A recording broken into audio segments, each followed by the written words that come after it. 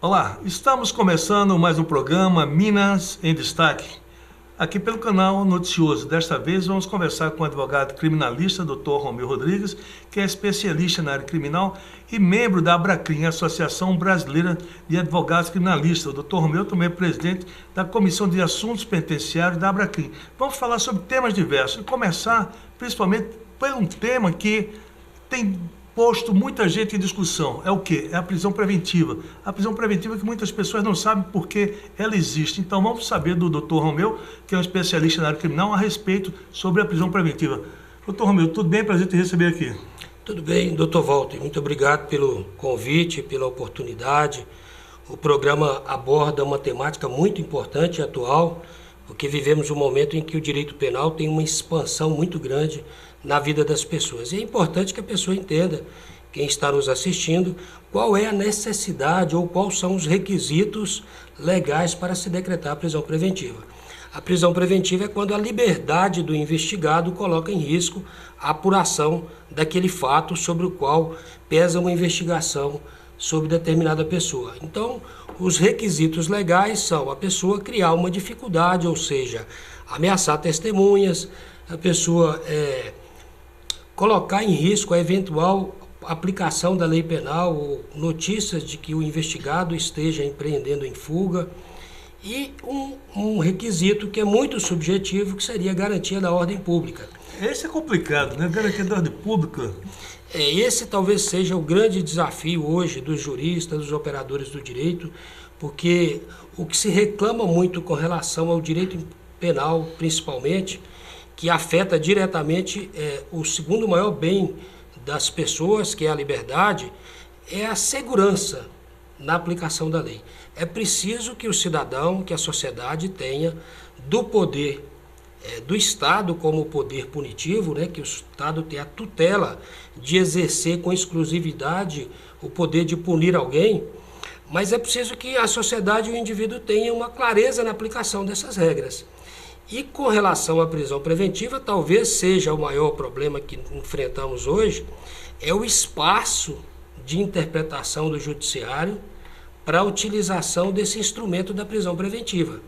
Porque temos na Constituição, a partir de 88, uma matriz que foi definida para o processo penal, que o sujeito só pode ser considerado culpado, ou seja, só pode ser infringido a ele qualquer restrição da sua liberdade, que é o cumprimento de uma pena, a partir do esgotamento do processo penal. Ou seja, enquanto não for apurado definitivamente a culpa, o cidadão não pode cumprir uma pena.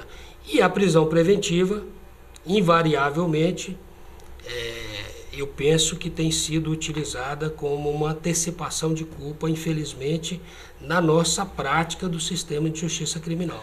Doutor Romeu, com relação também à prisão do ex-presidente Michel Temer. Ora, as pessoas da Polícia Federal sabiam o local onde ele mora, onde reside, também o local do trabalho dele, estava a caminho do trabalho.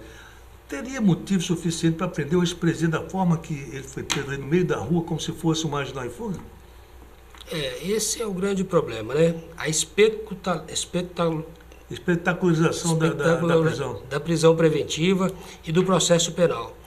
Essa, que é o que a gente abordava agora há pouco, valer-se do instrumento da prisão preventiva, ou seja, da necessidade de o Estado dispor do corpo da pessoa para poder investigar aqueles fatos que, ainda que sejam graves, e lógico, ninguém está defendendo a impunidade, pelo contrário, os fatos graves praticados por agentes públicos têm que ser punidos com o maior rigor possível, né?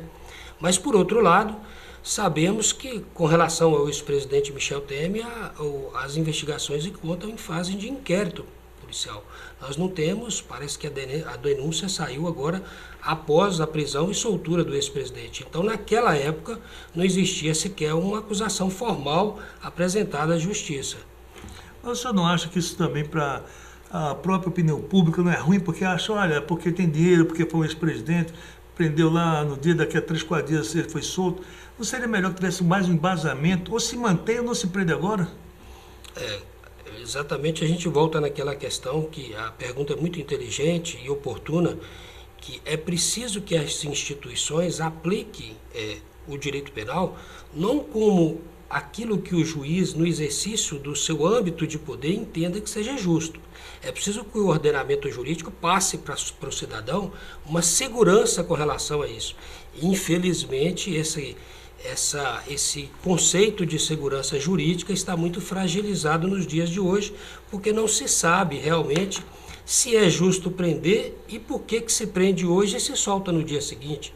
Nós temos um caso aqui de Minas Gerais, é público, não vai citar o nome das pessoas, mas de um ex-presidente me parece que da Fiesp, que ele foi preso num dia e solto no dia seguinte, pela manhã, na audiência de custódia. Foi da CNI, Confederação Nacional da Indústria, o Robson Andrade. Robson Andrade. Foi preso de manhã e solto à tarde. Quer dizer, as pessoas falam, porque tem dinheiro, porque tem influência. Isso é ruim para a imagem da justiça, na sua opinião, não? É péssimo para a imagem da justiça e o pior, para a vida daquela pessoa que está sendo investigada. Porque imagine se ao final daquele processo se veio a provar que efetivamente aquelas acusações eram infundadas. Toda a vida daquela pessoa já foi devassada em uma exposição pela mídia nacional, por aqueles que exercem os órgãos de acusação, colocando ali números subjetivos de pré-julgamento com relação àquelas pessoas, e isso é irreparável. Não tem como o Estado restituir a honra daquela pessoa que foi, de certa maneira, massacrada em um pré-julgamento. Porque aí também a gente observa que há uma pré-condenação, porque a opinião pública vai naquilo que ela viu. Assistiu lá na televisão, no jornal, enfim. Então aquela pessoa está presa. No outro dia ela está solta. Olha, aí aquele comentário, porque tem dinheiro, porque é influente, essa coisa. E onde fica a presunção de inocência? É verdade. Sobre a presunção de inocência, nós temos já agendado agora para abril, dia 10 de abril, o julgamento no Supremo Tribunal Federal, onde acredito que o Supremo Tribunal Federal deve corrigir um equívoco que cometeu em 2016, de fragilizar, talvez esse que seja o maior dos princípios que norteiam essa nova matriz constitucional estabelecida a partir de 88, porque aquilo que foi definido na Constituição de assegurar ao cidadão o direito de só preso ou só cumprir uma pena após esgotado o processo penal, não é dado ao Supremo Tribunal. Aliás, o Supremo Tribunal pode muito, mas não pode tudo. Em 2011, quando o ministro do Supremo Tribunal era o César Celso, me parece que Peluso,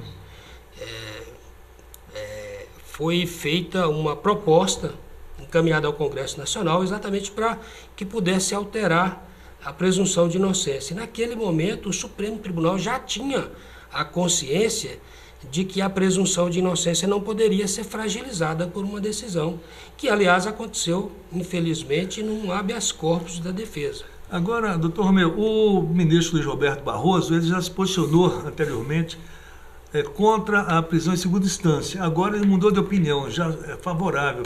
Isso também não é ruim para a imagem do próprio o STF? O ministro Gilmar Mendes... Não, Luiz Roberto Barroso. Luiz Roberto Barroso. O Barroso, as decisões dele, nós temos percebido, ele sempre tem procurado fundamentar suas decisões e as suas manifestações numa perspectiva de que o Poder Judiciário deveria escutar mais a sociedade. E é um argumento retórico, porque, na verdade, o único parâmetro para se ouvir a voz da sociedade é o parâmetro legal. Sim. Ou seja, a voz do povo, ela deve ser canalizada por um instrumento legislativo e dali são produzidas as leis. Esse é o critério. E estas leis devem vincular, inclusive, o Supremo Tribunal Federal. Olha, nesse caso, então, o sujeito que julga, o juiz que julga com o clamor popular, com a força da sociedade, ele não é um juiz, ele é um torcedor, ele se acovarda, porque ele tem que ter postura na sua definição. Agora, se ele sofre essa pressão, ele já está sendo induzido, naturalmente, às vezes, a não seguir a própria Constituição Federal.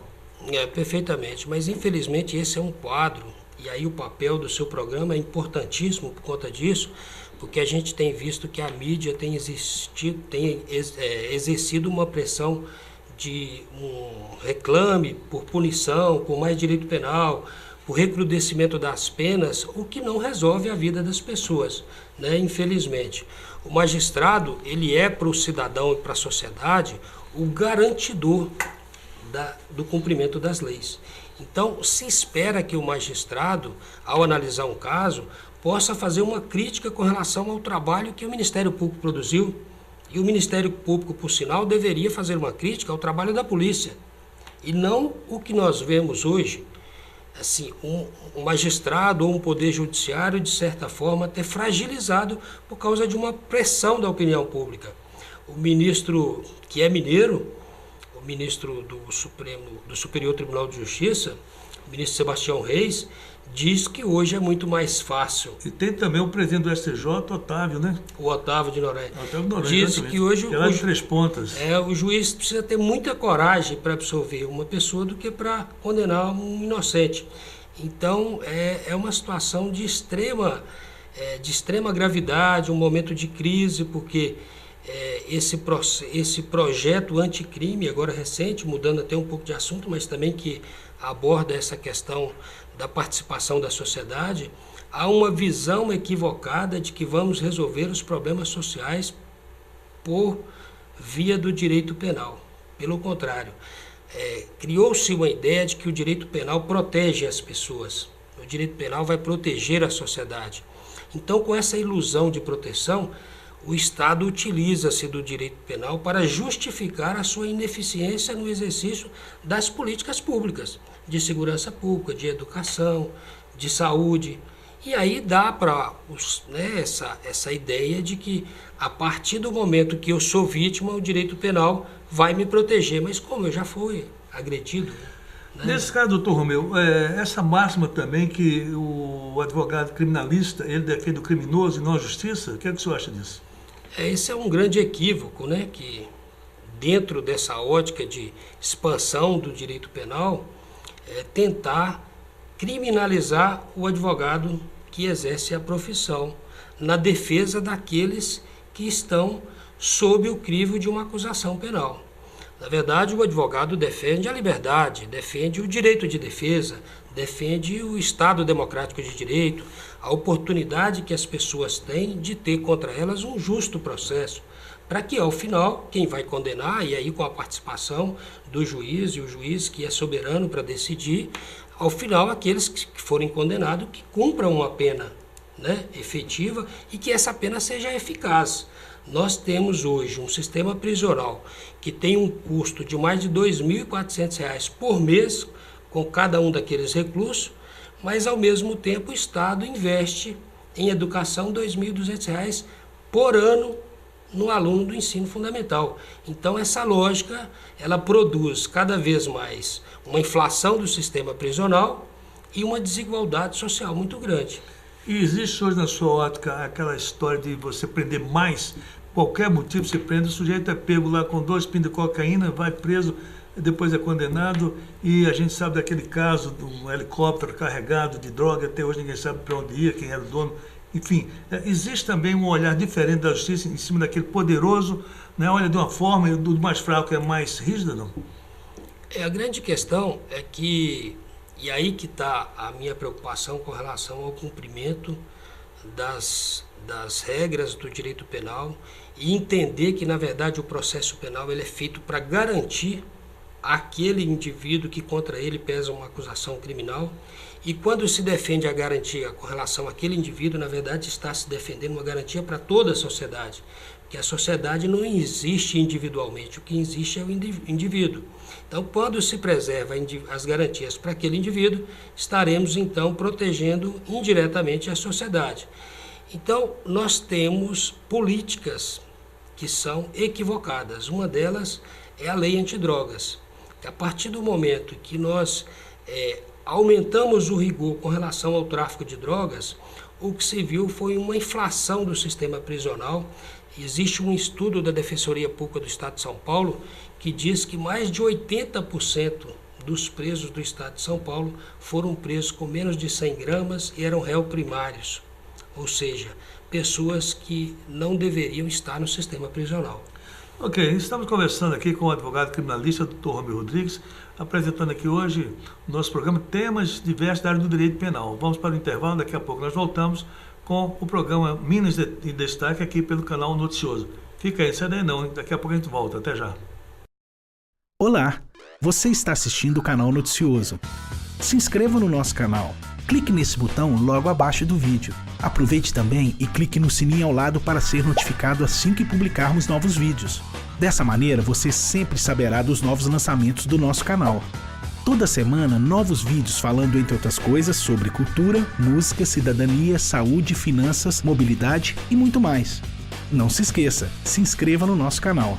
Grande abraço. Estamos voltando aqui pelo canal Noticioso com o programa Minas em Destaque. Hoje conversando com o advogado criminalista, Dr. Romeu Rodrigues, que é presidente nacional da Comissão de Assuntos Carcerários da Abracrim, Associação Brasileira de Advogados Criminalistas. Vamos saber do Dr. Romeu, essa questão do Brasil. No Brasil hoje nós temos uma população carcerária de 700 mil pessoas presas, entre homens e mulheres. Claro que hoje o percentual de mulheres presas em função do tráfico também aumentou muito. Doutor Romeu, se prende muito, e aí? O sistema prisional está preparado para essa população carcerária ou vai ter uma hora que esse sistema vai explodir? Doutor Walter, um outro assunto muito importante, porque o sistema carcerário hoje é um sistema carcerário falido. Nós tivemos recentemente uma decisão do Supremo Tribunal Federal que condenou o Estado brasileiro pelas mazelas e pela tragédia que são as condições do nosso atual sistema carcerário. Nós temos hoje mais de 720 mil presos, é a terceira maior população carcerária do mundo, e esse que é o grande desafio, saber qual é o retorno que o sistema carcerário caro pode produzir de resultado para a sociedade naquilo em que aqueles acreditam que o direito penal possa trazer algum resultado com relação à segurança pública. Porque nós temos, por um lado, um sistema carcerário ineficiente, um sistema carcerário onde recentemente tivemos um ex-ministro da Justiça que disse que preferia morrer do que ir para um sistema carcerário brasileiro. Nós temos, para se ter ideia, uma avaliação das cortes de outros países que muitas vezes fazem alguma fundamentação com relação à extradição por conta do nosso precário sistema carcerário. Então, essa gestão do sistema carcerário é urgente, é necessário, precisa ser feito. Nós temos aqui, e qual seria, poderíamos questionar, porque fica às vezes muito simples fazer uma crítica sem apresentar nenhuma solução ou alguma proposta com relação ao que poderia ser aplicado como medida. Primeiro é entender que a pena é um sistema falido. A pena não vai recuperar ninguém. Essa é uma grande verdade que já está posta em vários estudos há muitos anos, mas infelizmente utilizam-se do direito penal com esse sentimento de vingança para que a sociedade, na verdade, lógico, precisa de um controle e o sistema prisional, o direito penal é necessário, então nós precisamos disso para poder. Mas, por outro lado, o que tem acontecido é o Estado se valer desse instrumento do direito penal para todas as suas práticas. Eu recebo muitas vezes no escritório algum empresário que diz que é impossível exercer uma atividade porque todo dia que um fiscal vai à sua empresa, ele nunca recebeu um fiscal na sua empresa que pudesse dizer para ele, olha, isso aqui, eu estou com dúvida nisso aqui, ou que tivesse alguma orientação. Não, o fiscal já vai lá com a multa. As multas administrativas do Estado estão virando processo penal. O empresário hoje é acusado de sonegação fiscal, de lavagem de dinheiro, de organização criminosa. Então, tudo isso é o direito penal em cena. Nesse aspecto, doutor Romeu, eu, por exemplo, eu sempre fui... A Constituição Federal, no artigo 5º, diz que a imagem da pessoa é inviolável. E se prende e se apresenta aquela pessoa, ela já está pré-condenada. Esse sujeito que, na Nova Zelândia, ele matou lá mais de 50 pessoas, eu observei que quando ele foi apresentado, 2 policiais ao lado dele e a imagem, o rosto dele não aparecia. E aqui, claro, se põe a imagem daquela pessoa e depois, se ela é absolvida, ela já está previamente condenado. O senhor acha que não deveria ter um rigor mais em cima disso, de apresentação de pessoas, no caso, pessoa empresário, não é por ser empresário, pode ser qualquer pessoa, já não macula a imagem dessa pessoa, já não acaba com essa pessoa? Exatamente, porque naquele momento, mesmo sendo uma prisão em flagrante, é preciso verificar todas as circunstâncias, é preciso que aquela pessoa seja submetida a um devido processo legal. É exigência do Estado, né, civilizado, que aquela pena que seja aplicada àquela pessoa seja passado pelo filtro de um processo em que o juiz vai analisar todo aquele fato. Então, expor a imagem da pessoa, convocar uma imprensa nacional para fazer a exposição da vida pública daquele investigado, isso além de ser uma grave violação de direitos humanos, ela é contra aquilo que está preconizado na nossa Constituição Federal. É engraçado, no caso, agentes, né, do Estado, eles estudaram direito também, eles sabem das leis, por que muitas vezes eles deixam as leis e garantias fundamentais do cidadão de lado e querem aplicar a lei deles? Infelizmente, quando nós falamos que o Estado utiliza-se do direito penal, esse expansionismo do direito penal pelo Estado, na verdade o Estado não existe como pessoa, são aquelas pessoas que assumem as funções públicas e aquelas pessoas no exercício do seu limite de poder que precisam ser contidas, porque nós temos, né, vários exemplos de pessoas que naquele exercício de poder entende que ele deve exercer uma função de herói, de uma pessoa que vai combater o crime, né? E o direito penal não é para isso. Combater o crime é outra coisa. Nós vamos combater o crime com medidas de políticas públicas efetivas, não com direito penal. Então, essa visão equivocada de que o direito penal vai prevenir e que aqueles que exercem a jurisdição penal, que deveria, no caso, os magistrados atuarem mais como garantidores do que efetivamente com uma atividade de proeminência no sentido de buscar prova, de condenar as pessoas, essa é uma visão desvirtuada da aplicação da lei. Agora, doutor Romeu, a gente também sabe que muitas vezes o agente do Estado, no caso policial, enfim, em outras atividades, ele está cumprindo ali o que a lei determina, mas quando a pessoa é presa, que ela vai para o sistema prisional, no caso, o Sereste da Gameleira, os Serestes estão instalados no estado de Minas Gerais, por exemplo, o Sereste da Gameleira foi inaugurado para 404 presos, chega a ter 1.600 presos, numa cela que cabe em 6 homens tem 30, numa cela de 1 tem 12. Como você recuperar uma pessoa dessa que vai para aquele inferno, que ela diz, olha, já conheço o inferno, então para mim lá fora não vai fazer diferença. Como recuperar essas pessoas? E por outro lado, a própria sociedade, se depender de algumas pessoas, ela quer o seguinte, deleta todo mundo, mata tudo, extermina e começa do zero. Essa é uma saída? O que é que você acha disso? Doutor Walter, esse é o grande problema, porque a gente tem um sistema prisional caro e ineficiente, e por outro lado, a sociedade vive, a imprensa prega cada vez uma comoção por segurança. E uma segurança baseada no desejo de punir mais as pessoas.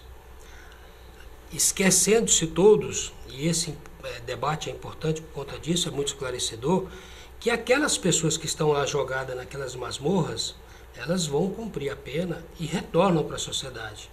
Mas aquele que entrou num sistema prisional como esse, por um simples furto, ele já sai dali com uma ficha criminal anotada, ele terá dificilmente uma oportunidade de trabalho e certamente, as estatísticas mostram, ele já retorna para o sistema prisional pela uma segunda vez, às vezes por um assalto seguido de morte. E aí a sociedade já perdeu com aquilo.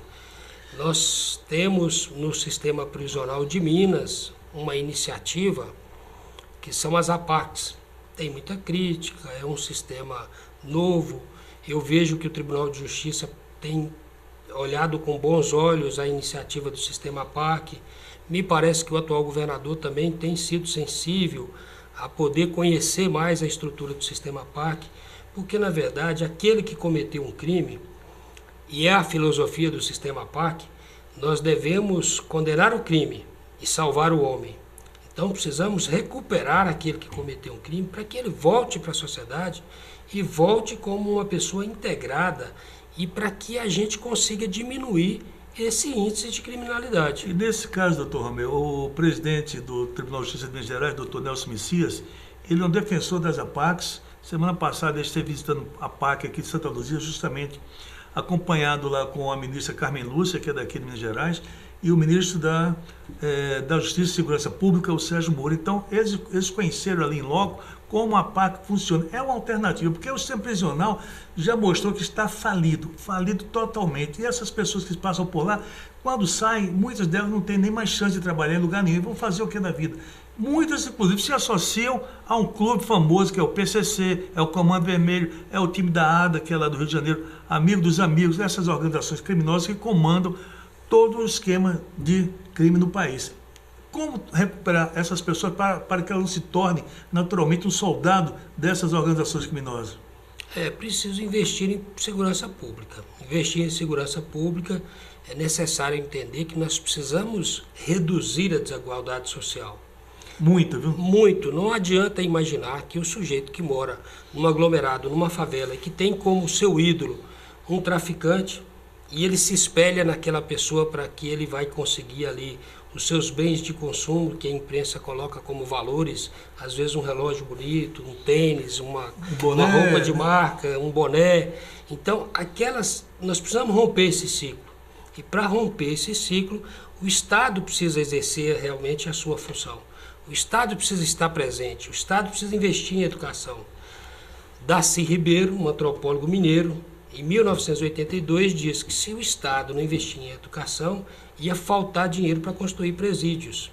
É hoje a nossa realidade. Nesse caso aí, doutor Romeu, eu me lembro também que a gente sabe que, infelizmente, muitos jovens hoje estão indo para o caminho do crime. Agora, a gente também não vê política de governo para a juventude desse país. Muitos jovens, a gente passa pelo interior e vê 10, 15, 20 jovens ali à tarde, ociosos, sem ter o que fazer, quer dizer, não tem escola, não tem um curso de inglês, de espanhol, não tem atividade cultural, não tem biblioteca, não tem nada, e daqui a pouco chega aquele sujeito, né, que vai buzinar no ouvido dele, olha, vamos ali meter bronca, fazer um assalto, traficar, e aquele garoto que não tem experiência na vida vai, e dali ele tem início pelo crime. Como combater essa situação?